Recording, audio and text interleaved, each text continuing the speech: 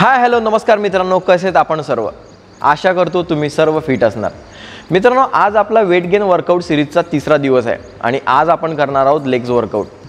मित्रांनो, या आधीच्या सर्व व्हिडिओजमध्ये मी तुम्हाला सांगितलं आहे की तुम्ही वेट गेन करत असताना किंवा तुम्ही ज्या वेळेला बिगिनर असतात त्यावेळेला तुम्ही वर्कआउट कशा पद्धतीने करायला पाहिजे, त्यावेळेला तुम्ही प्रॉपर वर्कआउट करत नाही, तुम्हाला गायडन्स नसतो. त्या सर्व गोष्टी करण्यासाठी मी तुमच्यासाठी ही सिरीज घेऊन आलो आहे. तर मित्रांनो, कुठलाही उशीर न करता आपण सुरू करूया आजच्या वर्कआउटला.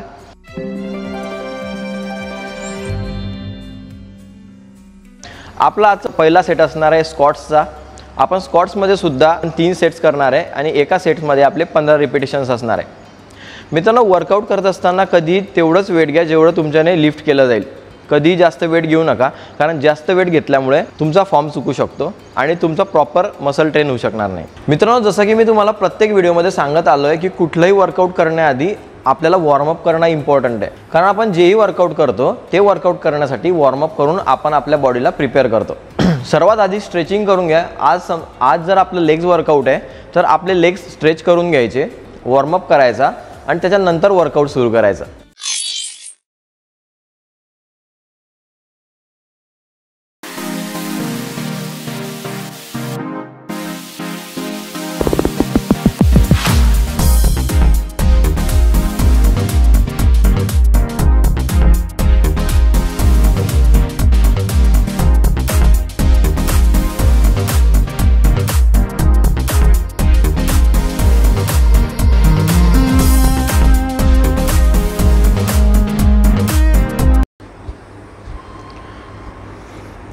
मित्रांनो, आजच्या दिवसाला आपण लेग सोबत आपले शोल्डर सुद्धा ट्रेन करणार आहे.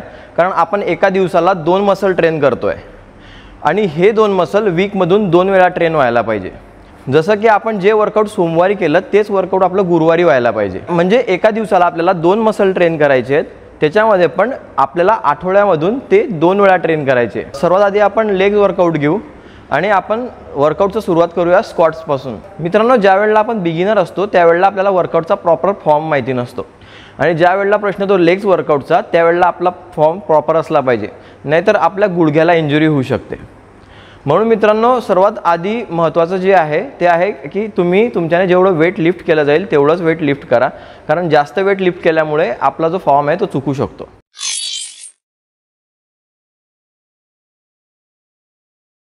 मी आता इथे घेतोय 15 किलोचा डंबल आणि हा डंबल मी अशा पद्धतीने पकडतोय. मित्रांनो, स्क्वॉट्स करताना कधीही आपले जे दोघं पायांचं अंतर आहे हे आपल्या शोल्डर एवढं असायला पाहिजे आणि आपले जे पायाचे जे पंजे आहे हे थोडेसे वाईड असायला पाहिजे. आणि ज्या वेळेला आपण स्क्वॉट्स करतो त्यावेळेला आपली जी बॅक आहे ही स्ट्रेट ठेवून आपले अशा पद्धतीने स्क्वॉट्स व्हायला पाहिजे.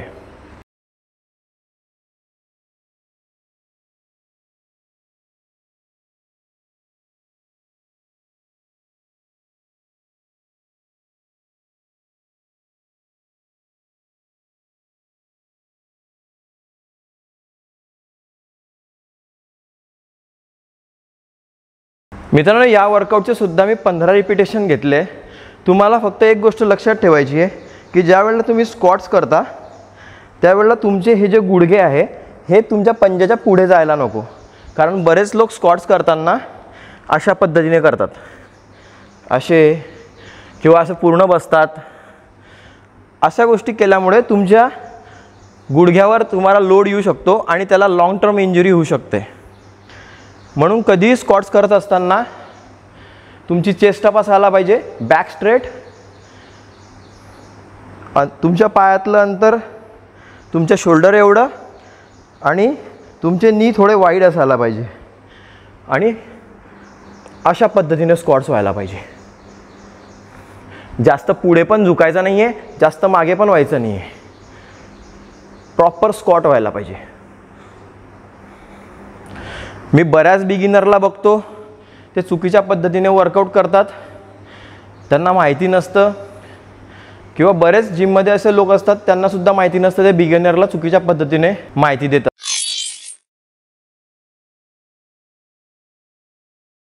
मित्रांनो, लेग स्ट्रेन करण्यासाठी दुसरा सेट आहे लंजेस. आता लंजेसचा फॉर्म कशा पद्धतीने असायला पाहिजे ते मी तुम्हाला सांगतो.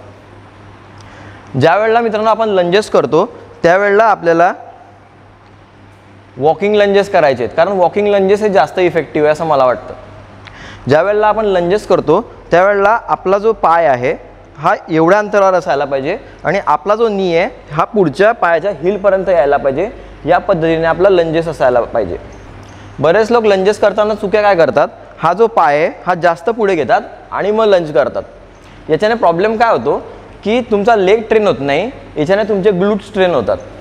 म्हणून लेग स्ट्रेन करत असताना ज्या वेळेला आपण लंजेस करतो त्यावेळेला तुमचा फॉर्म प्रॉपर असायला पाहिजे, तुमची चेस्ट अप असायला पाहिजे आणि तुम्ही प्रॉपर लंज करायला पाहिजे.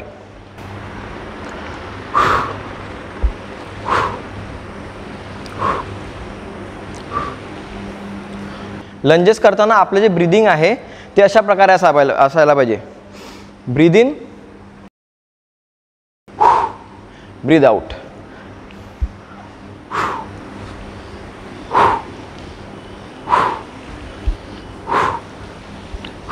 लंजेस करताना कधी एक गोष्ट लक्षात ठेवा, तुम्हाला अशा पद्धतीने लंजेस करायचे नाही आहे. किंवा बऱ्याच लोकांना बॅलन्स येत नाही तर ते असे करत लंजेस करतात. मित्रांनो, वर्कआउट करताना तुम्हाला कधीही प्रॉपर करायचं आहे, कारण जर तुम्ही प्रॉपर वर्कआउट करणार तरच तुमचा जो मसल आहे तो प्रॉपर ट्रेन होईल.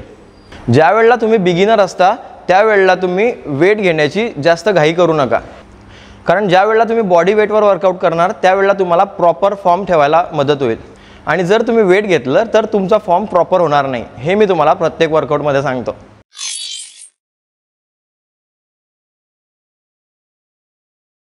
मित्रांनो, आपला लंजेसचा पहिला सेट झालेला आहे, पण तरीसुद्धा ज्या जिममध्ये जागा नाही आहे त्या जिममध्ये एका जागेवर लंजेस कसे करायचे ते मी तुम्हाला सांगतो.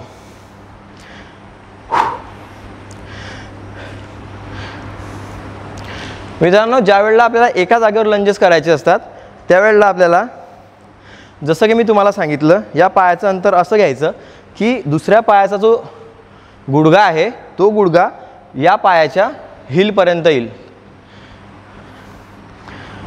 म्हणून आपण ज्यावेळेला जागेवर लंजेस करतो त्यावेळेला आपल्याला चेंजेस करायचे नाही आहे पायाचे, आपल्याला सिंगल लेग मारायचा आहे.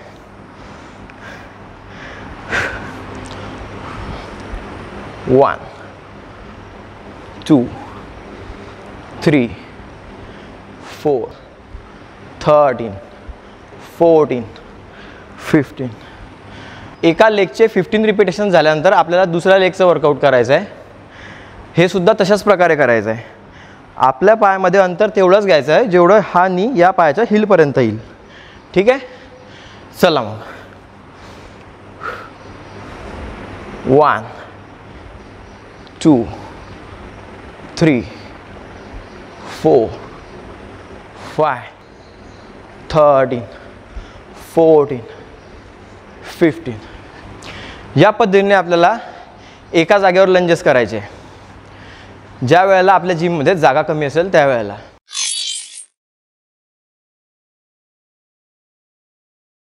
मित्रांनो, आपले लंजेस करून झालेले आहे आणि आता आपला तिसरा सेट आहे लेग प्रेस. लेग प्रेस आपल्याला लेग प्रेस मशीनवर करायचे आहे आणि त्याचा फॉर्म कसा असायला पाहिजे हे मी तुम्हाला आता सांगतो. लेग प्रेस करत असताना आपली चेस्ट अप असायला पाहिजे, हँडल पकडायचे, आपल्या दोघं पायांच्या पंजामध्ये आपलं शोल्डर एवढं अंतर घ्यायचं आहे.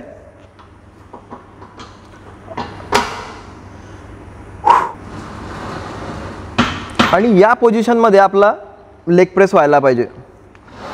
बरेच लोक काय करतात, लेग प्रेस करत असताना असा एवढंच अंतर घेतात, एवढापर्यंत घेतात. याच्याने काय होतं, आपण चुकीचा लेग प्रेस करतो आणि आपल्या गुडघ्यावर लोड येऊ शकतो. त्याच्याने आपल्याला गुडघ्याची लॉंग टर्म इंजुरी होऊ शकते. मित्रांनो, कधी एक लक्षात ठेवा, आपल्या जॉईंटची इंजुरी कधीही लॉंग टर्म असते, ती लवकर रिकवर होत नाही. म्हणून लेग प्रेस करत असताना सुद्धा आपला जो प्रेस आहे हा कंप्लीट एवढा असायला पाहिजे. 1, 2, 3, 13, 14, 15.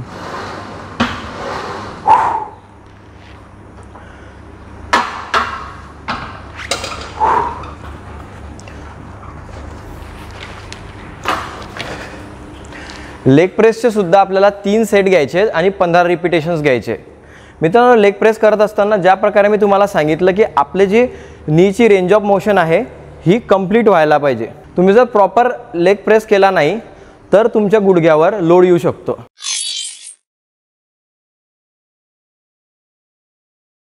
मित्रांनो, लेग प्रेस झाल्यानंतर आपलं पुढचं वर्कआउट आहे हॅमस्ट्रिंग कर्ल्स। ही हॅमस्ट्रिंग कर्लसाठी मशीन आहे आणि हॅमस्ट्रिंग कर्लसाठी आपल्याला अशा पद्धतीने ही मशीन सेट करायची आहे।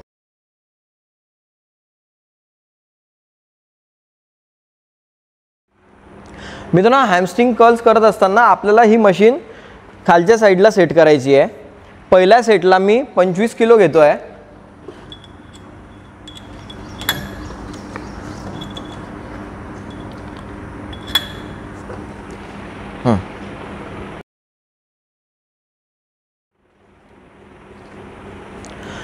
मित्रांनो, पहिल्या सेटला मी 25 किलोचं वेट घेतोय कारण आपलं वर्कआउट प्रॉपर व्हायला पाहिजे।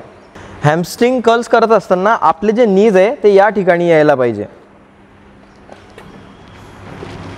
कुठलाही वर्कआउट करत असताना आपल्या पायामध्ये आपल्या शोल्डर एवढं अंतर घ्यायचं, याला इथे पकडायचं, 1 2 3 4 40 50।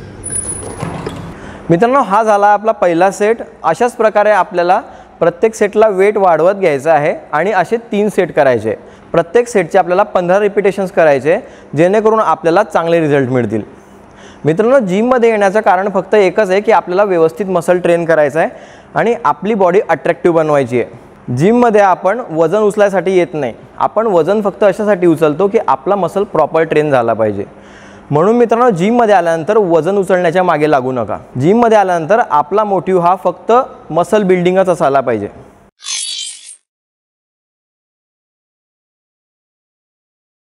मित्रांनो, आपलं पुढचं वर्कआउट आहे लेग एक्सटेन्शन। लेग एक्सटेन्शन करत असताना आपण आपल्या या मशीनचं सीट आपण असं सेट केलेलं आहे, ते आपल्याला अपराइट सेट करायचं आहे। हे सीट अशा पद्धतीने सेट केल्यानंतर आपल्याला अशा पद्धतीने या मशीनवर बसायचं आहे। आपल्याला प्रॉपर वर्कआउट करता यायला पाहिजे म्हणून आपल्याला याचा सपोर्ट घ्यायचा आहे।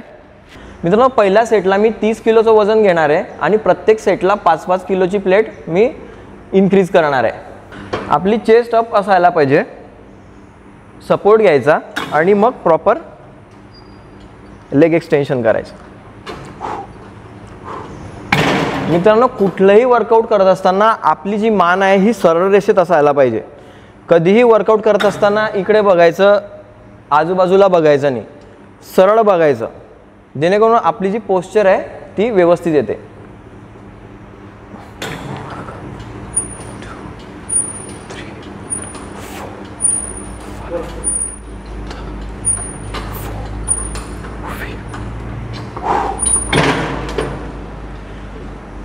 प्रत्येक सेटचे आपल्याला 15 रिपिटेशन घ्यायचे कंपल्सरी आहे। आपल्याला जर प्रॉपर रिपिटेशन्स आपले होत नसतील तर आपण कमी वेट घ्यायचे पण 15 रिपिटेशन करायचे।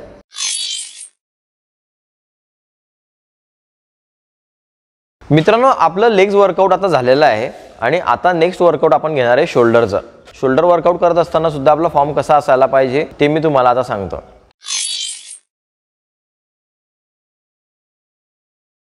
सर्वात पहिलं वर्कआउट आपण घेणार आहे मिलिटरी प्रेस। या वर्कआउटला मिलिटरी प्रेस पण म्हणतात आणि सीटेड शोल्डर प्रेस सुद्धा म्हणतात। सर्वात आधी आपण एका कम्फर्टेबल जागी बसून घ्यायचं आहे आणि आपल्या दोघा हातांमध्ये आपल्या शोल्डरपेक्षा थोडं वाईड अंतर घ्यायचं आहे। या पोझिशनमध्ये 1 2 3 4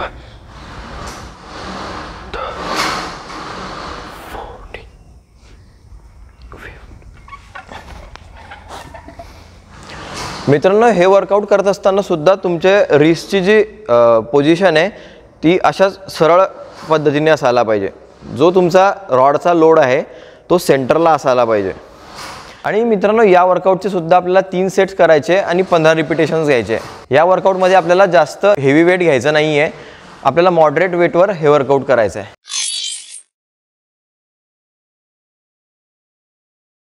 आपले मिलिटरी प्रेसचे 3 सेट झाल्यानंतर पुढचं वर्कआउट आहे लॅटरल रायझेस.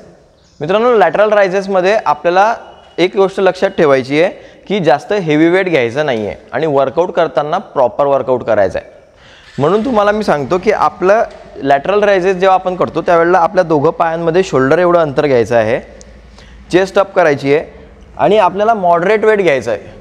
लॅटरल रायझेस करताना आपल्याला जास्त हेवी वेट घ्यायचं नाही आहे. आणि लॅटरल रायझेस करताना बरेच लोक चुक्या काय करतात की आपला जो हात आहे हा स्ट्रेट असा उचलतात, त्याच्याने उचलला जात नाही आणि आपला एल्बो इन्व्हॉल्व होतो आणि तो इंज्युअरसुद्धा होऊ शकतो. म्हणून लॅटरल रायझेस करत असताना कधीही आपल्या दोघं पायांमध्ये शोल्डर एवढं अंतर घ्यायचं आहे, चेस्ट अप करायची आहे, थोडं पुढे वाकायचं आहे आणि एल्बोमधून आपले हात थोडेसे बेंड करायचे आहे आणि स्ट्रेट आपल्याला अशा पद्धतीने लॅटरल रायझेस करायचे.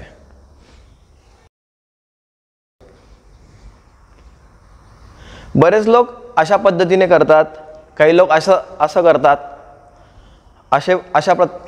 अशा प्रकारचे लॅटरल रायझेस करतात. हे फॉर्म पूर्णपणे चुकीचे आहे मित्रांनो. कधीही प्रॉपर फॉर्मनेच तुम्ही लॅटरल रायझेस करा, त्यानेच तुमचे जे शोल्डर आहेत ते प्रॉपर ट्रेन होतील. या वर्कआउटचे सुद्धा आपल्याला 3 सेट्स घ्यायचे आहे आणि वेट मॉडरेट घ्यायचं जेवढं आपण लिफ्ट करू शकतो.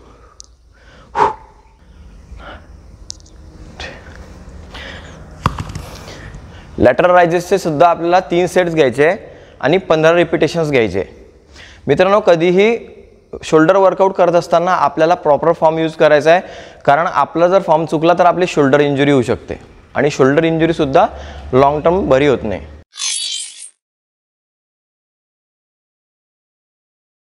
आपलं पुढचं वर्कआउट आहे फ्रंट रायझेस. आपण फ्रंट रायझेस डंबलवर सुद्धा घेऊ शकतो आणि आपण प्लेटसुद्धा घेऊ शकतो. मी फ्रंट रायझेस करायसाठी प्लेट घेतलेली आहे आणि फ्रंट रायझेस करत असताना सुद्धा तुमच्या दोघं पायांमध्ये तुमच्या शोल्डर एवढं अंतर घ्यायचं आहे, चेस्ट अप करायची आहे, थोडं पुढे वाकायचं आहे आणि ही प्लेट इथपर्यंत आणायची आहे. प्लेट आपल्या फेसच्या बिलकुल समोर. कधी फ्रंट रायझेस करत असताना ही प्लेट अशी वरती नेऊ नका, कारण त्याच्याने आपला जो मसल आहे हा प्रॉपर ट्रेन होणार नाही. कधी फ्रंट रायझेस करत असताना चेस्ट अप करायची आहे, थोडं पुढे वाकायचं आहे आणि प्लेट तुमच्या फेसच्या समोर घ्यायची आहे.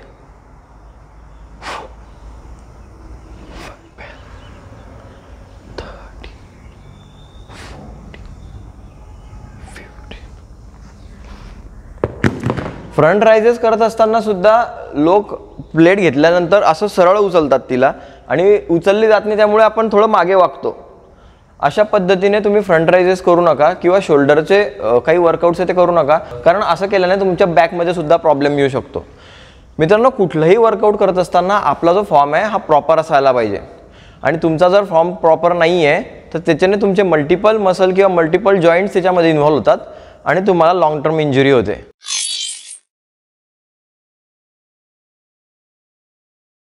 मित्रांनो, फ्रंट रायझेसचे 3 सेट झाल्यानंतर आपण पुढचं वर्कआउट घेणार आहे reverse peg deck fly. Reverse peg deck fly हे जे वर्कआउट आहे हे आपण रिअर डेल्टसाठी करतो. तर मित्रांनो, हे वर्कआउट आपण करणार आहे पेग डेक मशीनवर. सर्वात आधी आपल्याला हे जे पेग डेक मशीन आहे याचे जे हँड्स आहे हे आपल्याला इथे सेट करायचे.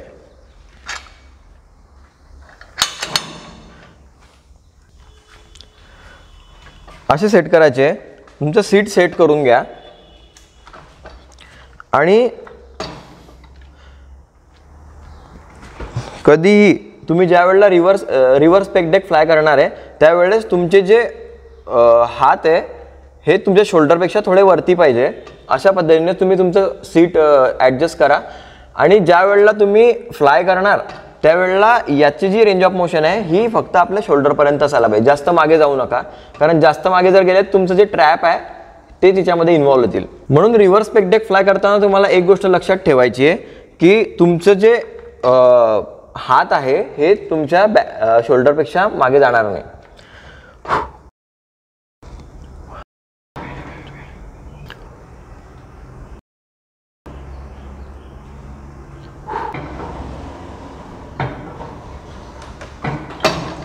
मित्रांनो, वर्कआउट करताना कधीही तुमची बॉडी अशा पद्धतीने हलवू नका, कारण मी तुम्हाला आधीच सांगितलं की ज्या वेळेला आपण आपली बॉडी जास्त हलवतो त्यावेळेला आपले मल्टिपल मसल्स आणि जॉईंट्स तिच्यामध्ये इन्व्हॉल्व होतात. म्हणून आपली बॉडी स्टेबल ठेवायची आहे आणि नंतरच वर्कआउट करायचं आहे. मित्रांनो, आज आपलं लेग्स आणि शोल्डरचा वर्कआउट कंप्लीट झालेला आहे आणि आता हे वर्कआउट झाल्यानंतर मी घरी जाणार आहे आणि माझी पोस्ट वर्कआउट मील तयार करणार आहे. पोस्ट वर्कआउट मीलचे व्हिडिओसुद्धा मी आपल्या चॅनलवर टाकणार आहे. तुम्हाला जर माझे व्हिडिओ आवडत असतील तर माझ्या व्हिडिओला लाईक करा, कमेंट करा, तुमच्या मित्रांसोबत माझे व्हिडिओ शेअर करा आणि आपलं चॅनल सबस्क्राईब करायला अजिबात विसरू नका. आणि हो, बेल आयकॉन दाबायला अजिबात विसरू नका. मी भेटेल तुम्हाला माझ्या पुढच्या व्हिडिओमध्ये. तोपर्यंत फिट राहा, हेल्दी राहा.